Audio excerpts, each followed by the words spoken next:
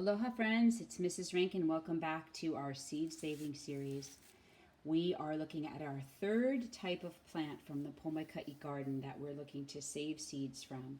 We've reviewed some technologies for saving seeds, what we're trying to accomplish with the technology, and why we would want to save seeds. And I know this isn't the complete list, but these are some pretty good reasons.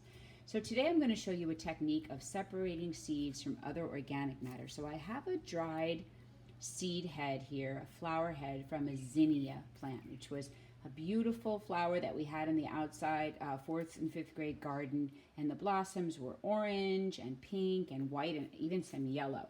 So that's long since faded now. And once the flower is dry, you can start thinking about saving seeds. Now, you don't want to pick a flower that's in bloom because the plant hasn't had time to develop the seeds yet. So you want to wait for the pollination to happen, and then you want to let that flower fade, and you want to let it dry completely before you save the seeds. Okay, so I've got my dried seed head. I don't really need all these dried petals. I don't want the stem or the sepals underneath. I just want to find the seeds, which are going to be inside this head. So I'm going to just pull off some of this big material, and then I'm going to take this seed head apart over the top of a colander or a strainer. I'm just going to pull it apart, and I'm going to show you what we're after. We're after this dark brown seed, but we're going to have to separate it from all the other material, and I'll show you how to do that.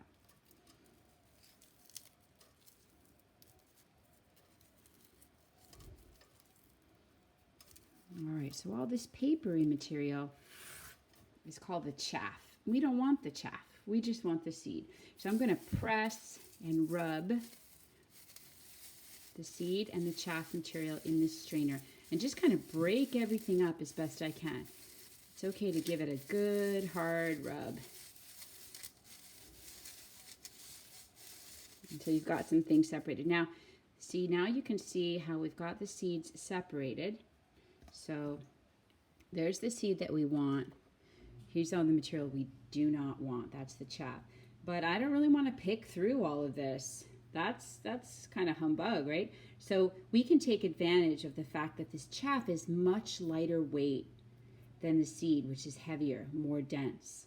So we can use a technology, a human solution to this problem to separate that. So this is just, some little other bits of organic matter. I'm going to get rid of that out of my bowl. And then I have just a lightweight metal bowl. I'm going to put my seed and my chaff inside.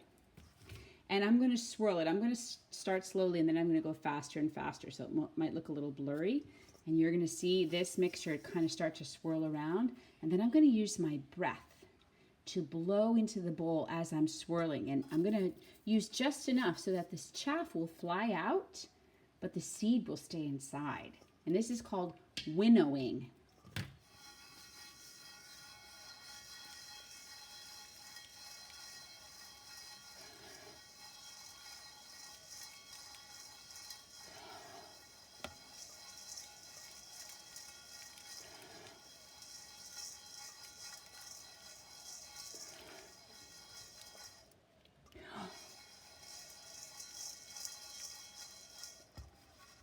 See how I did.